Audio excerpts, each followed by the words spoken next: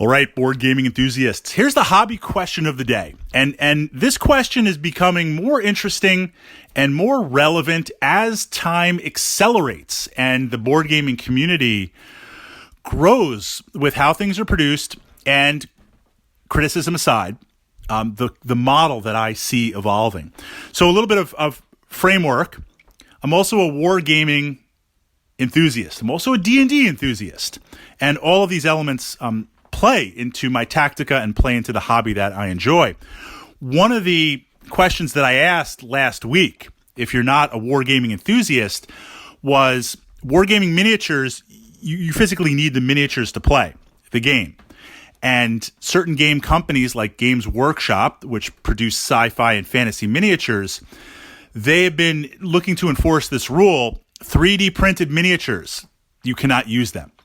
3D printing their miniatures, besides being illegal, you're banned from using that. Adding 3D parts to your miniature, you're banned from using that. You can't play them at the events. And we asked the question, putting aside for a moment the ethics of it, we're just looking at the raw data, the raw science.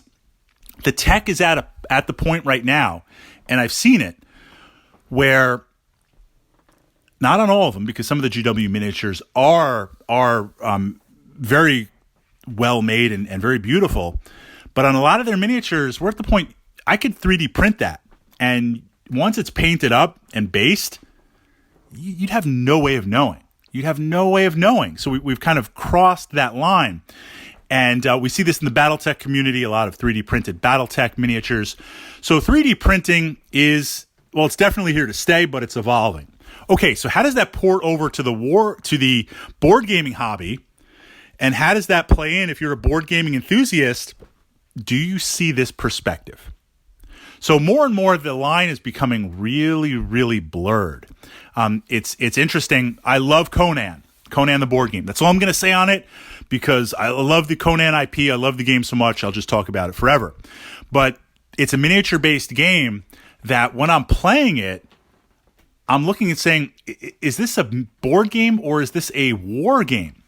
There are some board games out there, even pulp board games. I love Zombicide Invader. I love Black Plague. I love Modern. Those games core have enough miniatures that it looks like a war game. I mean, there's a lot of miniatures. So we've seen this idea of miniature board games upping the miniature content. Now, that was for a long time. That's what got you to buy in for Kickstarter. Now what we're seeing is this idea of premium heroic scale miniatures. So how big can we make the miniatures? Like, can we make it where they're scaled for the regular heroes, but the monster is like 2 feet tall?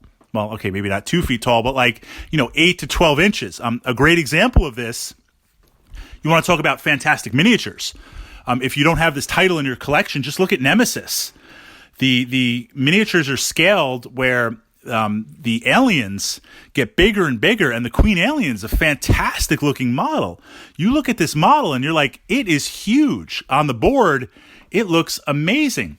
So now we're not only seeing more and more miniatures in the game, but the scale is getting bigger and bigger and bigger. Okay, we've got that foundation laid out. But the development cycle has also been shortened tremendously. And the board gaming hobby, the board gaming community, I'm thankful for this, but there's a duality there in that it's very much FOMO. It's very much a cash grab. It's very much you buy in right now. You buy into Grail right now or no Grail for you, and you're out and you're done. And you got to go to eBay, and that's just like I can get a new car or I can buy this board game. So from that perspective, we don't see as much, or we're seeing less to less. It's not like back in the Stone Age where you produced, settlers, and you knew you could get a copy at any time.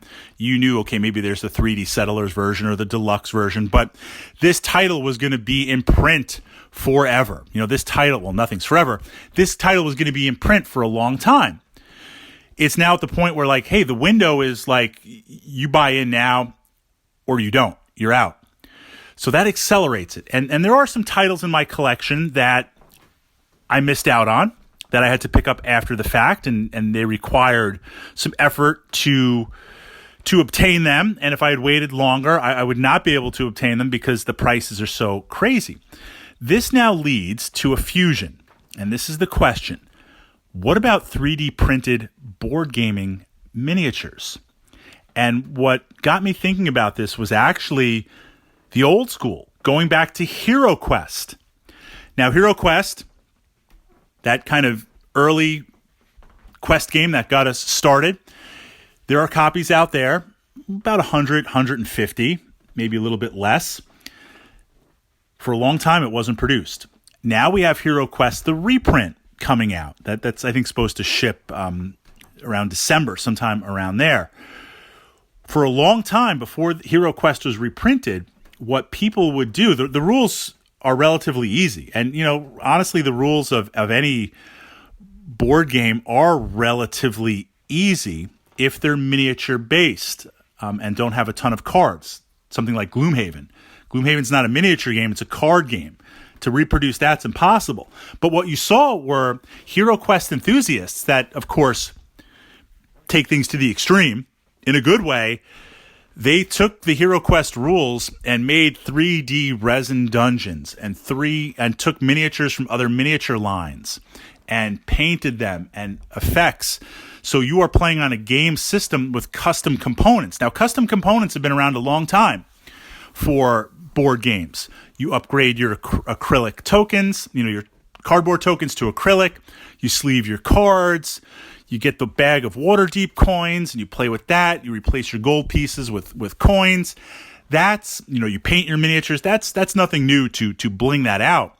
But the question I have is, for certain games, if you miss out on a title and the rule set is relatively easy to reproduce, because let's explore this. A lot of games are more and more miniatures.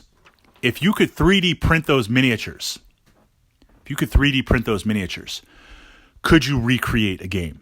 Side note, if you bought in on the Kickstarter but didn't buy into Season 1, Season 2, Season 3, or different expansions, is there the possibility to 3D print some of those expansions or even add to it? One of the interesting things that I've seen more and more, Dark Souls, the board game. Have it in my collection. I love it for what it does. There's a couple of creaky points in it, but it's a good game. I enjoy it for what it does. I did not buy in on the Kickstarter. And initially, I was literally kicking myself because I missed out on it. Of course, it wasn't exactly fulfilled correctly. But here we are years later, and with the exception of the Four Kings, which I'm still looking for like crazy because that was Kickstarter exclusive, you could purchase this game, and it is currently supported. You can buy it in retail. But there is being Dark Souls, there is massive community support that are taking some of the bosses from the game that didn't, from the video game, from the digital, that didn't make it into the board game. They have 3D printed them, and they look amazing. So they've 3D printed them. They've house ruled the stats, and through various services created and printed the cards that you really can't tell or see any difference. Put aside the IP for a moment, it's interesting to see where people are now bringing on board fan expansion content that looks equal to the retail release. And Dark Souls, I'm seeing it, and I'm like, this is awesome from that perspective. So it's like a Pandora's box is starting to open in the board gaming community, and it's existed for some time in the wargaming community. I just wonder, in the comments, your thoughts, your experiences, your perspective, do you see this changing the distribution model? Do you see this changing various aspects of the hobby where now if things become out of print, maybe they're not so much out of print? Or if they're in print, fan content to expand it. If you enjoy that board game, there's now a whole new scope, and there's now a whole new massive aspect that you can utilize in building out your collection.